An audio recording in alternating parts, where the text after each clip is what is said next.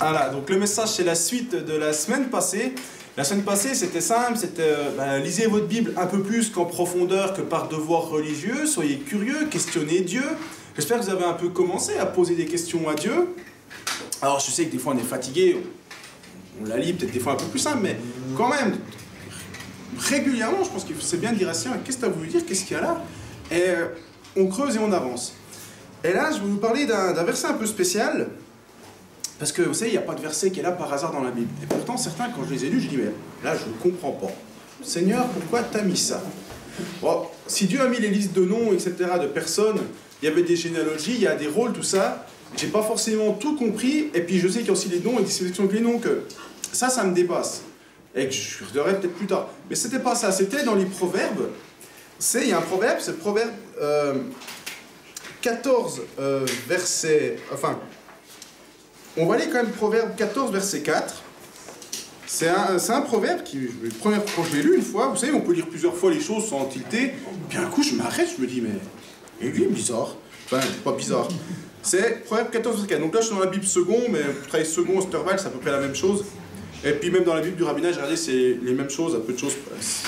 Donc, s'il n'y a pas de bœuf, la crèche est vide. C'est à la vigueur des bœufs qu'on doit l'abondance des revenus.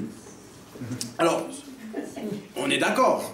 Je veux dire, à l'époque, la paysannerie, les bœufs, maintenant on dirait, ben, si un paysan n'a pas de tracteur et pas de revenus, ça peut dire à la force du tracteur qu'on a abondance des revenus.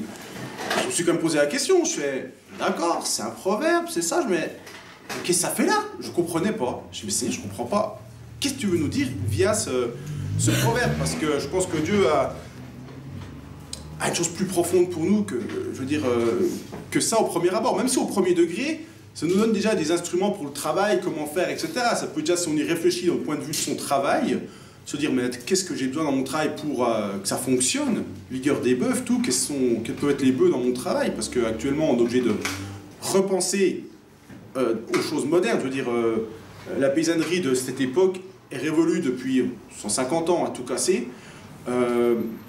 Et maintenant, on a l'ère industrielle, on a toutes des choses.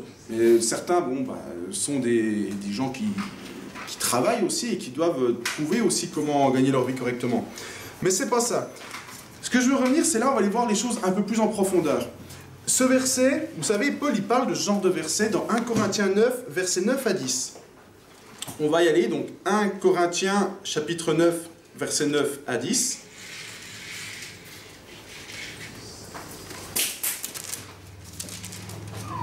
« 1 Corinthiens, chapitre 9, versets 9 à 10. Alors, car il est écrit dans la loi de Moïse, c'est tout bon, vous l'avez? J'entends les Bibles. C'est bien, cherchez dans la Bible, vous venez avec vos Bibles, c'est ce qu'il faut. Alors, car il est écrit dans la loi de Moïse, tu ne muselleras point le bœuf quand il foule le grain. Dieu se met-il en peine du bœuf, des bœufs? Ou parle-t-il uniquement à cause de nous? Oui, c'est à cause de nous qu'il a été écrit que celui qui laboure doit labourer avec espérance, et celui qui foule le grain, qui foule le grain, fouler avec l'espérance d'y avoir part. Si nous avons semé parmi vous les biens spirituels, est-ce une grosse affaire si nous moissonnons vos biens temporels? Donc voilà, Paul nous donne une indication, c'est que ces choses, qui parlent aussi pour les animaux, certes, sont à prendre au premier degré, mais il y a quand même beaucoup plus profond que Dieu parle pour nous. C'est pas tellement... Est-ce que Dieu se met en peine? Dieu peut nous donner à manger ou pas? Donc s'il nous parle aussi des bœufs là, pour les revenus, il y a quelque chose qui est pour nous, de plus important. Il y a quelque chose à gratter. Donc, c'est un verset qui a l'air à première vue simple, qu'on peut passer outre. On peut se dire, tiens, ça concernait les paysans de l'époque. Actuellement, ça ne nous concerne plus. Le problème, c'est que Dieu est intemporel. Ce qu'il dit reste. Les lois qu'il donne fonctionnaient avant, fonctionnent aujourd'hui, fonctionneront demain. C'est des choses qui sont intemporelles. C'est juste qu'elles ont été écrites par des gens qui l'ont reçu à une époque et qui l'ont dit à cette époque. Je veux dire, comme c'était. Évidemment qu'ils ne pouvaient pas parler, imaginons qu'ils l'auraient modernisé, ils auraient parlé de tracteurs. Vous ne pouvez pas voir le roi Salomon parler de tracteurs, c'est pas possible. C'était les bœufs, les tracteurs de l'époque. Donc, c'est des métaphores pour nous enseigner, en fait. Et à partir de simples versets comme ça, qu'on pose des questions à Dieu, mais aller aussi un peu plus loin que poser la question. Il faut aussi réfléchir. Dieu nous a donné un cerveau qu'on peut et qu'on doit utiliser sans sans faire des cravates aux mouches, comme le disait Raïm, je veux dire, il ne faut pas non plus que ça vienne charnel. D'abord, c'est la prière, dire Seigneur, parle-moi, puis dire, mais qu'est-ce que tu as voulu dire là? Et puis il y a des choses, ça ne va pas forcément venir directement, ça peut venir petit à petit. J'ai déjà vu, des fois, je posais des questions à Dieu, parce que si on part du principe que toutes les réponses sont dans la Bible, et elles y sont, elles ne sont pas écrites clairement, tu dois faire ci, tu dois faire ça. Il y a des exemples, et des fois, on dit, Seigneur, qu'est-ce que tu as voulu dire là? Et puis des fois, c'est 1 ou 2 mois après que, ah mais tiens, la question que je me posais, c'était ça en fait. Je le vis ou je le vois, c'est ça que ça voulait dire le Seigneur. Mais si on pose la question, qu'on y réfléchit, qu'on analyse les choses à ce qu'on vit, on aura plein de réponses qui vont arriver. Pour peu qu'on creuse. Creuser, ça veut dire aussi en suer un petit peu. On peut biner un petit peu la terre comme ça va, mais si on doit prendre la pelle et la pioche, c'est un peu plus dur. Donc dans la parole de Dieu, des fois c'est un peu plus dur. Mais il faut être curieux. Et ça, c'est confirmé par un verset où je vous ai parlé la semaine passée, je vous le lis, c'est Proverbe 25, verset 2, que je voudrais... qu'il est bon de connaître. Proverbe 25, verset 2, je vous l'ai dit la semaine passée, c'est « La gloire de Dieu, c'est de cacher les choses, la gloire des rois, c'est de sonder les choses. » Donc, Dieu prend plaisir à cacher les choses, et nous, on doit avoir plaisir à les chercher. Qu'est-ce que tu as voulu dire? Ça doit être la gloire. C'est pas une gloire, évidemment, où on se promène avec un gros panneau, mais c'est une gloire où Dieu nous révèle les choses, et on est heureux. Et quand on a une compréhension des choses, ça donne aussi une paix, une joie. Et j'ai noté, les rois, donc c'est ceux qui règnent. Et ceux qui règnent, c'est aussi les vainqueurs avec Christ. C'est quelque chose aussi qui doit aller avec, dans le sens que, comme on en a parlé la semaine passée, il faut que la vie soit en ordre pour que Dieu parle. Si on est dans le péché et qu'on demande des révélations à Dieu, la seule révélation qu'on peut avoir du Seigneur, c'est celle pour nous dire, voilà le chemin pour sortir de ton péché. Voilà ce qu'il faut que tu fasses.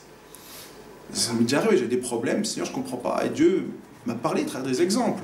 Et là, j'ai compris des passages de la Bible, mais c'était pour m'en sortir. Je ne m'attends pas à avoir une révélation, comme j'ai dit la semaine passée, du style comme Raïm son livret rate sur le couple, les fonctions bibliques. Je ne m'y attends pas à avoir une telle révélation si j'ai du compromis dans mon cœur.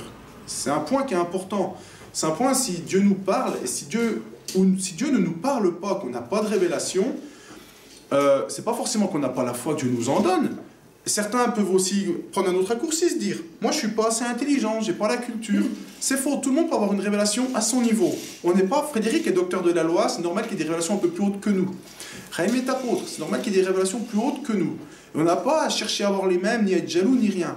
Par contre, on peut avoir... Je vous ai dit le truc du serviteur, quand j'ai lu la semaine passée, que David, quand il remet son troupeau à un serviteur, ça me parle, tu dis « Ah bah oui, c'est vrai, quand tu as une tâche, tu fais une autre, bah, ton ancienne tâche, tu vérifies qu'il y a bien une relève derrière, ça, tu ne la laisses pas en plan. » On peut avoir, c'est une petite, ça change pas le monde, c'est pas une grosse révélation, c'est un petit truc qui me parle.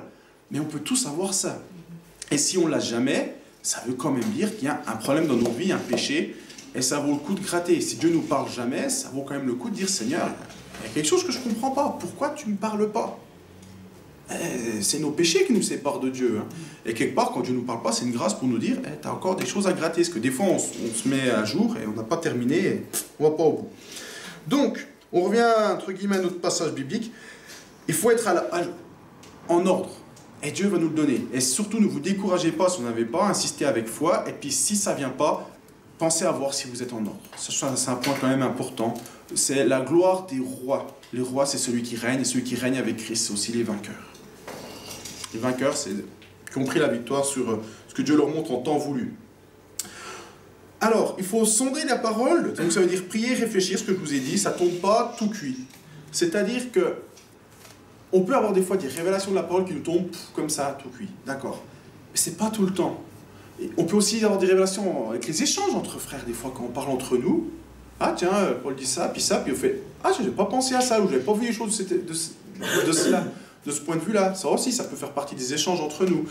Et ça peut aussi en réfléchissant. Vous savez, j'avais lu un dicton juif, mais qui est tiré des proverbes, qui dit quand la parole dit dans Ecclésiaste, au jour du malheur réfléchis, et puis eux disaient, comment réfléchir un peu sur sa vie fait progresser beaucoup. Et c'est vrai, et des fois, à se dire, tiens, mais pourquoi ça va pas? Qu'est-ce que tu veux me dire, Seigneur? Sonder la parole, demander à Dieu, la mettre en pratique. Vous savez, poser ces questions à Dieu, généralement, même si vous n'entendrez peut-être pas une voix vous parler de façon Don Camillo, il y aura quand même les éléments qui viendront se mettre en place pour que vous compreniez. Et si jamais vous ne comprenez pas, Dieu enverra un serviteur. Mais si on est fidèle, Dieu l'ouvrira. Donc là, on va commencer un petit peu à sonder, à réfléchir, parce que tout ne vient pas tout cuit, et ça vaut le coup de se poser les questions. Déjà, dans ce proverbe, donc 14, verset 4, c'est celui-là qu'on va un petit peu analyser, parce que vous allez voir qu'il est riche. Il est riche en fait. S'il n'y a pas de bœufs, la crèche est vide. C'est à la vigueur des bœufs qu'on doit l'abondance des revenus. Et si on prend cela pour nous, on va se poser la question. Tiens, il parle de bœufs. Mais c'est quoi les bœufs? Donc les bœufs, c'est des taureaux castrés. Donc, et ça a l'air de rien, mais c'est pas si anodin que ça, dans le sens que le taureau, c'est un animal qui est plein de vigueur. C'est un animal... j'aimerais pas labourer personnellement avec un taureau, j'ai jamais labouré avec des bœufs avec un taureau, c'est fini cette époque, je vous l'ai dit. C'est comme si vous preniez un tracteur maintenant et qui va un peu où il veut. Parce qu'un taureau, c'est plein de vigueur, et pour trouver un gentil, c'est mignon, mais alors si jamais il y a des vaches pas très loin, ça peut être très dangereux. Ça, je pense que j'apprends rien à personne, sauf si vraiment vous êtes de la ville et que vous avez jamais vu une vache, un taureau et autres. Le taureau, c'est pas l'animal le plus gentil, c'est plutôt un animal qu'on attache avec une chaîne et qu'on sort juste au moment voulu. Parce qu'il a toute sa vie, alors que le bœuf, c'est un taureau qui a été castré, de ce fait beaucoup plus calme, docile, peut travailler. Donc, le taureau, en fait, il a son énergie, on va dire, pour les choses de ce monde. C'est l'animal typique qui veut les choses de ce monde, entre guillemets, pour parler simplement, se reproduire. Les choses classiques. Et s'il voit un rival, il fonce dedans. Si vous allez l'embêter, il vous coursera, il n'aura pas peur. Donc ça c'est le taureau, alors que le bœuf, lui, il peut plus. Il peut plus, il a plus d'hormones, et de facto, il est beaucoup plus calme. Il va pas être occupé à ces choses, et ça sera beaucoup plus simple pour travailler avec. Un taureau, vous pouvez pas, avec un bœuf, vous pouvez. Vous allez me dire, d'accord, maintenant on va continuer de gratter un petit peu.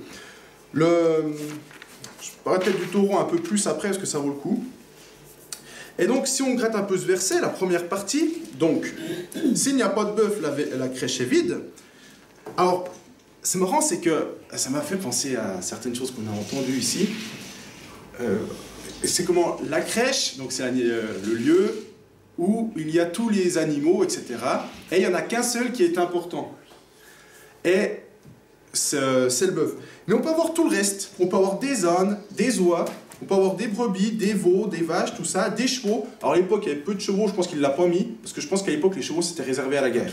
Je pense, je n'ai pas de confirmation. Il faut voir aussi les choses à l'époque. On peut travailler avec des chevaux, mais là, je pense qu'il est réservé à la guerre, parce que ça devait coûter cher. En plus, vu que c'est des juifs et que le cheval est un animal impur, le bœuf, à la fin de carrière, vous pouvez le manger. Le cheval, non. Donc il y a moins d'intérêt d'avoir un cheval. Sauf pour la guerre. Mais le problème, c'est que c'est pas des animaux qui peuvent être purs ou impurs. Une oie, c'est pur, hein. Une bonne oie grasse. Mais vous ne travaillerez pas avec, hein. Vous aurez du foie gras, hein. Comprenne qui pourra. Mais vous ne travaillerez pas avec. Vous ne pouvez rien faire. Un veau, c'est mignon, c'est pur. Ben, vous ne pouvez pas travailler avec, c'est pas assez costaud. Une vache, c'est pas tel poulet, mais c'est pas fait pour. L'âne, c'est impur. Alors il y en avait quand même. Mais le problème de l'âne, c'est que c'est quand même têtu, je veux dire, pour travailler avec, peut-être pas forcément la chose la plus facile. Et en plus, ça n'a pas tellement de force. Ça en a, mais pas énormément. Donc dans la partie B, on dit c'est la vigueur du bœuf. C'est aussi des bœufs qui doivent être mous ou nerveux. Ça, c'est les tempéraments de l'animal. On va voir les conséquences. Donc, les bœufs, on peut voir aussi que c'était des animaux qui permettent soit de tirer la charrue, retourner la terre, soit de tirer la charrette lors des moissons. Là, ils doivent se dire, mais qu'est-ce qu'il nous prêche depuis un quart d'heure, là? Mais le bœuf, maintenant, si on analyse les choses un petit peu différemment, qu'on se met à la place, le bœuf, si on y met la chose, ça peut être nous aussi. Nous, on peut être des instruments dans la main de Dieu. Des instruments. Et Dieu, il veut un type d'animal ici, c'est le bœuf. On peut être des oies grasses, on peut être des ânes, on peut être toutes des choses qu'on veut. Mais c'est pas ça qui intéresse Dieu. Dieu dit, dans la crèche est vide s'il n'y a pas de bœuf. Bœuf, c'est un type d'animal, et que là, il faut réfléchir, parce qu'il y a un message de Dieu aussi pour nous, sur notre comportement. Alors c'est un peu original ce que je dis, mais si on imagine la charrue, le bœuf, c'est celui qui la tire, c'est celui qui donne la force. Et moi je voyais ça comme le bœuf, c'est nos prières. La charrue, c'est l'action de Dieu, et celui qui guide la charrue, c'est Jésus derrière. Et dans la prière, pas la prière charnelle, pas la prière, que là je comparais plutôt à un âne, qui tire là où il veut, mais le bœuf, celui qui tire la charrue dans la prière. Vous savez, c'est quand même quelque chose qui est la vraie prière. Je ne vous parle pas de la petite prière religieuse, credo dum dum deum, c'est pas ça. Mais la vraie prière qu'on veut faire guider par l'esprit, c'est quelque chose qui est fatigant, qui est éprouvant. Quand on y va de tout son cœur, c'est pas évident. Quand on essaie d'être guidé par l'esprit, c'est pas évident. C'est quelque chose qui fatigue, qui est dur. Mais c'est quelque chose qui porte du fruit. Et ça aussi. Et Dieu nous appelle à être entre guillemets des bœufs dans le sens, être cet animal qui tire aussi la charrue. Parce que la charrue, c'est le travail que fait Dieu. Mais Dieu, il n'agit que si on prie, que si on lui demande. Il ne va pas agir, il agit quand même. Mais c'est à ça aussi que ça va donner de la force à ces éléments. Le travail de la charrue, c'est de retourner la terre. Mais ça doit être guidé aussi par Dieu. J'ai dit, les bœufs, c'est stérile, ils ne cherchent pas sa volonté, mais celle de son maître. Le bœuf, voilà, il a le joug et il avance.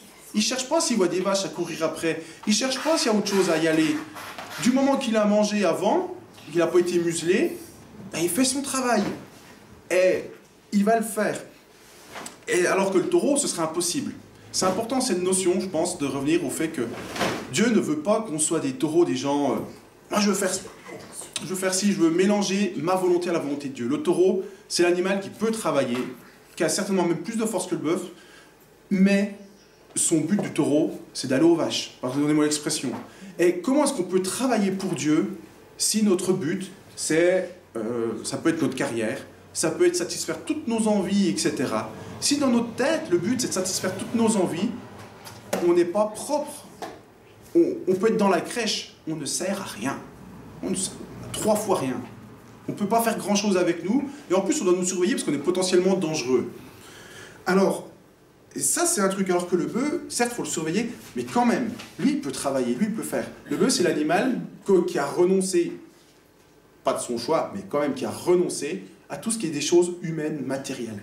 C'est important de réfléchir aussi à ça, parce qu'on revient avec un verset tout simple, on revient à une notion de base qu'on connaît, mais qu'on peut retrouver là. Et c'est important aussi de se dire, quand on veut servir le Seigneur, est-ce que j'ai bien... Si les choses changent dans le temps, je veux dire, est-ce que j'ai bien renoncé à toute chose? Et sachant que les choses, des fois dans notre vie, on peut être préoccupé par de nouveaux problèmes, et on peut vouloir à tout prix une nouvelle voiture, tout ça, foncer dedans, et on n'est plus préoccupé par les choses de Dieu. Alors que Dieu peut nous dire, non mais renonce-y, je m'en occupe. Ça peut être la volonté de Dieu. Donc on doit faire attention à ça. Pour le taureau, vous allez me dire, je vais revenir beaucoup sur cet animal. Vous savez, le veau d'or, le péché du veau d'or, en fait, dans les livres d'histoire, tout ça, ils décrivent, c'est un dérivé du culte du taureau Apis chez les Égyptiens. Ils adoraient le taureau, et c'est un dérivé de ce culte. Et le taureau, pourquoi ils adoraient le taureau? Parce que ce taureau, il représentait la vigueur, aussi la fertilité, toutes ces choses que peut rechercher humainement. Et Dieu ne veut pas ça. Et Dieu a condamné le veau d'or. Le veau d'or, en fait, c'est quoi? C'est, on veut Dieu, on veut servir Dieu, mais en réalité, on veut pour satisfaire ses désirs, ses besoins. Je veux servir Dieu, mais en même temps, je veux ma femme, mais en même temps, je veux ci, mais en même temps, je veux ça. Alors que Dieu nous appelle, lui, pour le servir, à avoir renoncé à ces choses. Pas être mort, entre guillemets, être stérile. Donc, pas être mort à ces désirs-là. Et que notre force soit pour Dieu. Et c'est pas évident, parce que c'est quelque chose qui doit revenir presque... qu'on peut avoir la victoire un jour, et on doit la reprendre le lendemain. C'est pas facile, c'est pas quelque chose d'aussi facile. Donc, le bœuf soumet si le taureau soumet son énergie aux choses du monde, le bœuf, il le soumet aux choses de Christ. C'est Christ qui le dirige, c'est Christ qui lui met son joug léger, c'est Christ qui le dirige. Et puis c'est Dieu qui, entre guillemets, va être la charrue qui va faire le travail en profondeur dans la terre. Vous savez, la terre, c'est Dieu qui va nous dire d'être guidés par son esprit. Vous savez, la terre, moi, à quoi ça m'a fait penser, cette image de la charrue? Ça m'a fait penser à la parabole des terrains. Pourquoi? On va reprendre la parabole des terrains de Jésus, Luc 8, versets 5 à 8.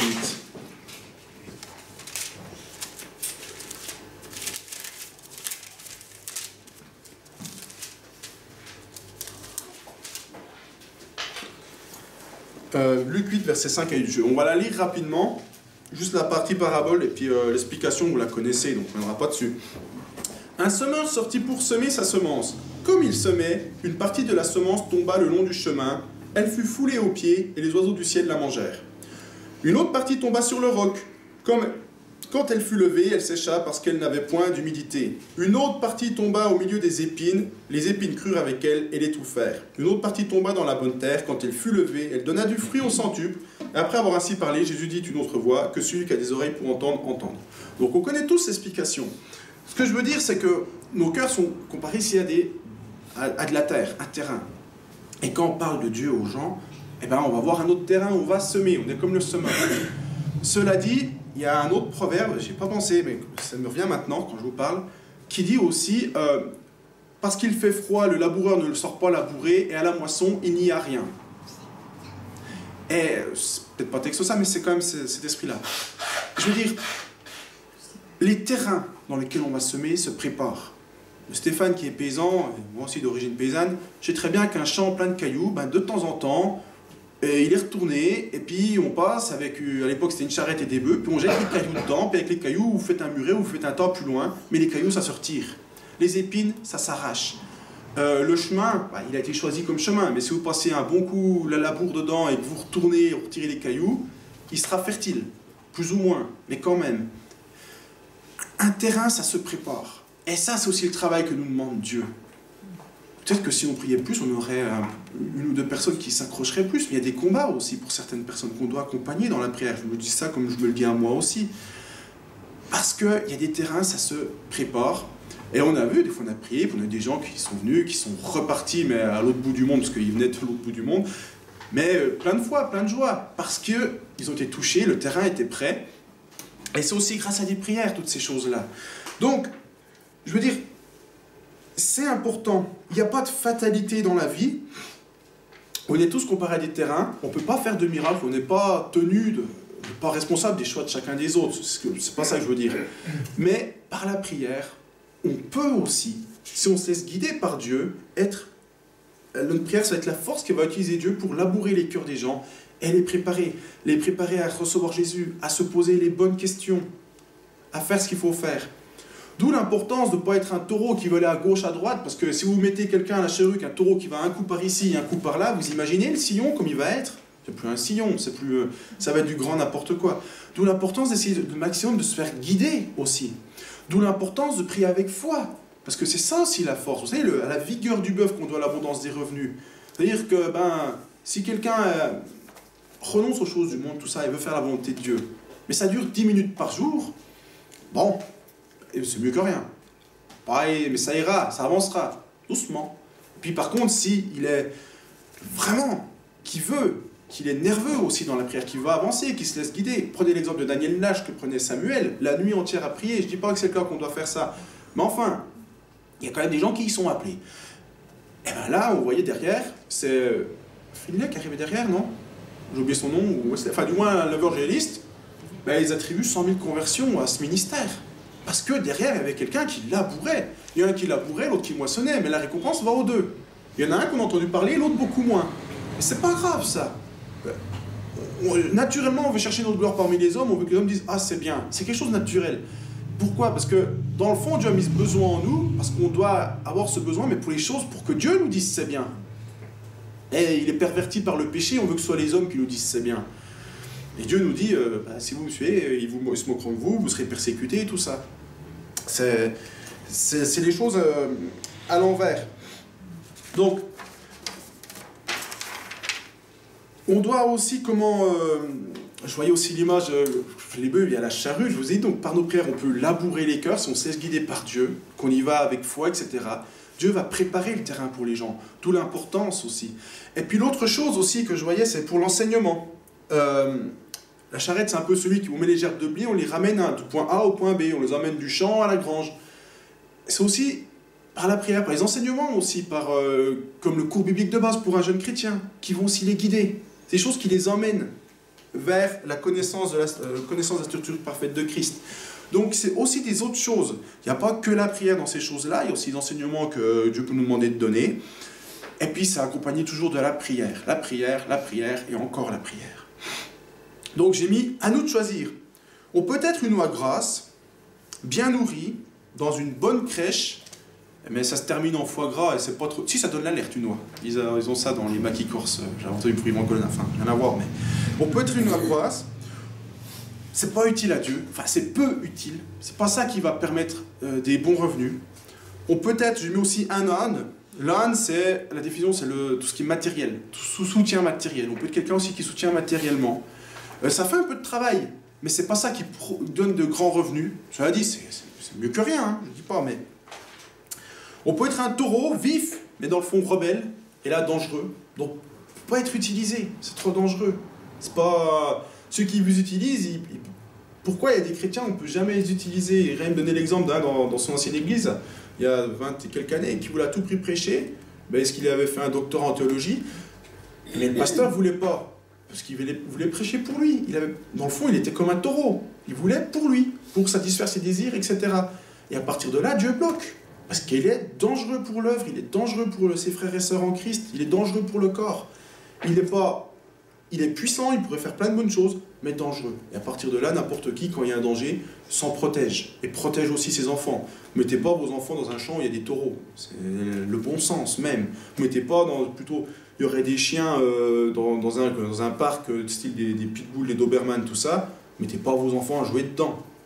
À part si c'est vos chiens que vous les maîtrisez, mais je ne serai encore pas rassuré.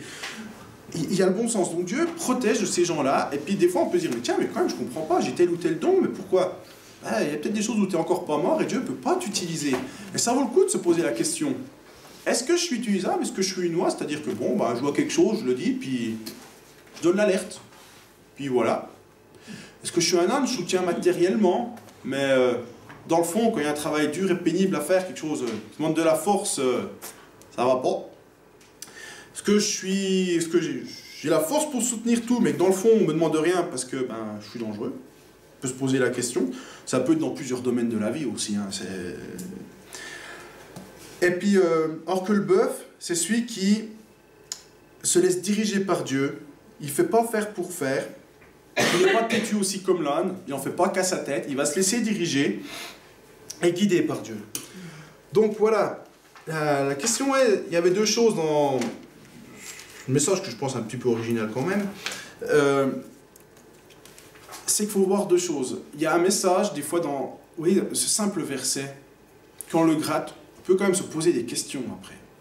Et ce que je vous encourage, c'est que ce message-là, vous l'avez entendu plusieurs fois de d'autres façons. D'être, entre guillemets, mort aux choses du monde, regarder aux choses de Dieu. Normalement, c'est des choses qu'on lutte tous, on a tous ces combats.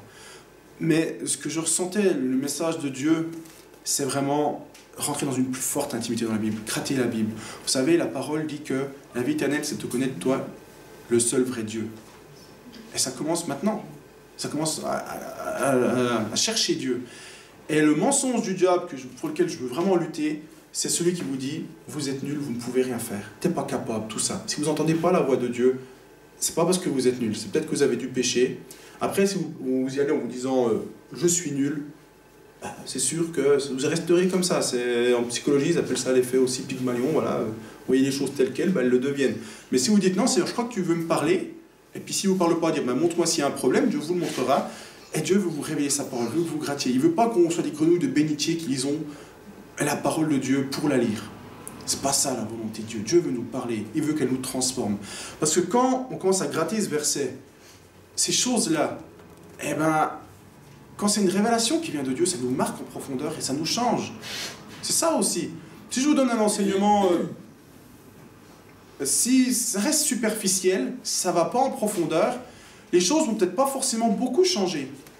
Ou alors, vous devrez toujours lutter sans cesse contre des mauvaises herbes qui repoussent. Mais si vous labourez bien, que vous retirez bien les choses, c'est-à-dire que vous grattez la parole de Dieu en profondeur, Dieu va vous changer.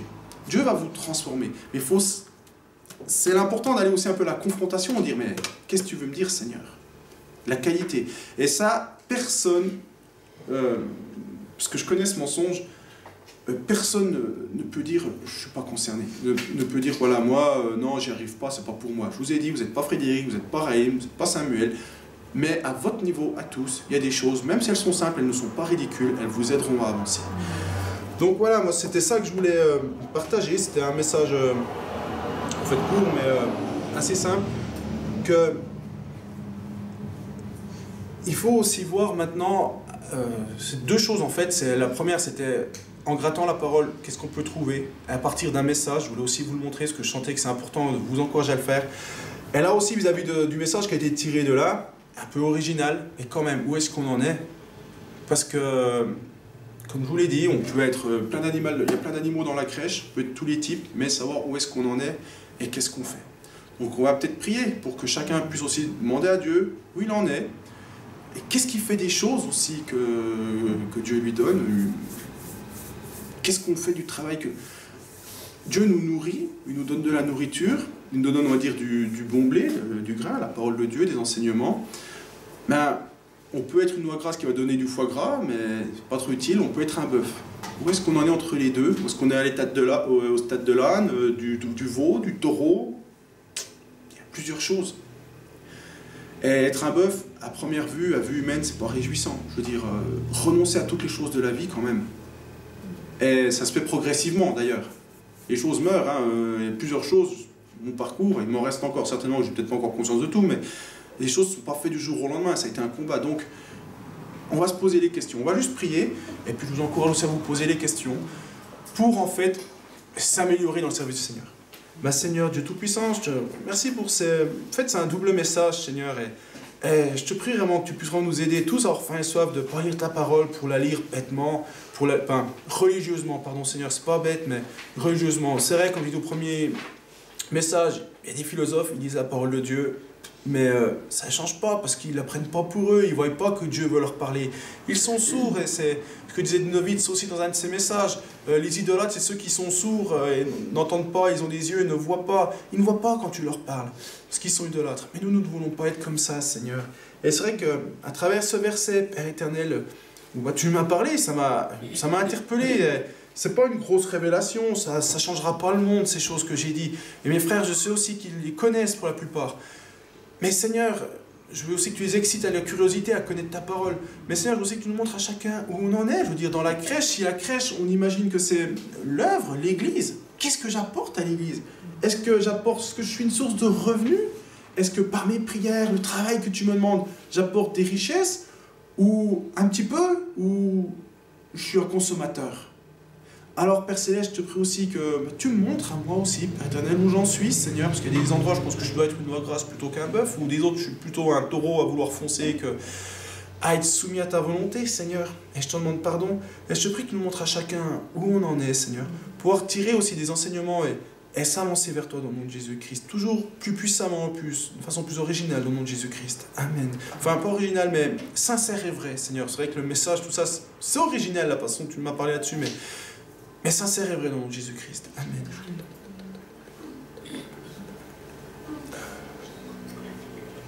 Seigneur, je te bénis, Seigneur, pour ce message. Merci, Seigneur. C'est vrai qu'il est parlant, Seigneur. Et moi, je te demande déjà pardon, parce que c'est vrai que je ne creuse pas assez ta parole, Seigneur. Et pourtant, tu as des choses à nous dire, Seigneur. Et merci, Seigneur, de nous révéler aussi la place que j'ai, Seigneur. Parce que c'est vrai que j'ai certainement aussi le loin tes grâces, Seigneur, et qu'il me reste aussi, Seigneur. Et j'ai encore besoin, Seigneur, que tu me montres. Et j'ai envie de chercher, Seigneur, dans ta parole. Et merci, Père, parce que c'est vrai que ça nous donne une vision différente, mais qui est parlante, Seigneur, et très parlante, Père. Alors merci, Père, pour ça, Seigneur. Et vraiment, je me remets devant toi pour que tu me révèles les choses par rapport à ma vie, Seigneur. Au nom de Jésus, amen. Seigneur, je te remercie pour ce message, Père éternel. Et c'est vrai, je ne suis pas encore au stade du bœuf. Et Père, j'aimerais, Seigneur, y arriver, Seigneur. J'aimerais, Seigneur, mon Dieu, pour pouvoir être pleinement utile, Seigneur, à l'écoute de ta voix, Seigneur, mon Dieu. Que je puisse aller jusqu'au bout, Seigneur, mon Dieu. Tu puisses m'aider, Seigneur. Et tu dis dans ta parole, je t'instruirai, je te montrerai la voie que tu dois suivre. Et Seigneur, je te remercie parce que tu m'instruis aussi, tu me conduis, Père éternel. Et pardonne-moi, là, je dois encore progresser, Seigneur. Et aide-moi, Seigneur, encore à grandir, Seigneur, en toi, Père. Et à toujours mieux gérer aussi le temps, Seigneur. Que mon cœur, Père éternel, puisse aspirer toujours plus, Seigneur, mon Dieu, à te chercher, Seigneur, à te connaître, Père. Au nom de Seigneur Yeshua.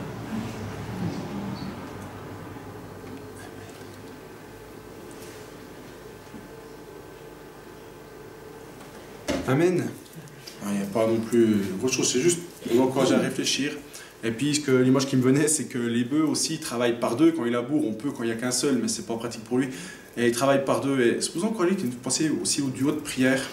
vous continuez, il y a des choses comme ça en duo de prière, c'est beaucoup, moi je avec ma femme, c'est beaucoup plus facile. Il y a des sujets de l'œuvre qui sont quand même conséquents, lourds. Et je sais que personnellement, moi c'est personnellement comment je fonctionne avec mon épouse, c'est qu'on prie pour nos sujets, nous-mêmes, notre temps avec Dieu. Par contre les sujets de prière, généralement les gros de l'œuvre, on prie ensemble. Je dis pas qu'on prie pas tout seul pour ça, mais on prie quand même ensemble. Ça facilite beaucoup parce qu'on s'entraîne l'un l'autre. On s'entraîne, c'est beaucoup plus facile. Donc si vous pouvez faire des duos de prière, même des fois si c'est qu'un quart d'heure, 20 minutes, on n'a pas toujours une heure devant soi, pour pouvoir prier pour les sujets de l'œuvre que Dieu nous donne, eh ben, vous verrez que c'est beaucoup plus facile. Donc ça, je vous encourage à le faire. C'est porter le joug ensemble, c'est qu'il y en a un, des fois on est fatigué, on se sent pas la force, puis l'autre, ah moi ça va, boum, alors c'est l'autre qui tire un peu plus, et le lendemain c'est l'inverse, puis des fois c'est les deux ensemble, et voilà. Et puis des fois quand les deux vont pas bien, on se dit bon allez on y va quand même, et puis ben on y va. Mais c'est important. Et regardez la prière, tout ce que ça a fait aussi depuis que ça prie plus, que ça avance dans l'œuvre. Il y a quand même des... Bon, les finances, on en parlera, mais ça avance quand même bien, merci Seigneur. Il y a plusieurs choses qui se débloquent au fur et à mesure dans l'œuvre. Donc il faut continuer de prier. Et puis voilà. Donc voilà, c'était un message un petit peu, je le connais, original, particulier, mais voilà, c'est un encouragement. Amen.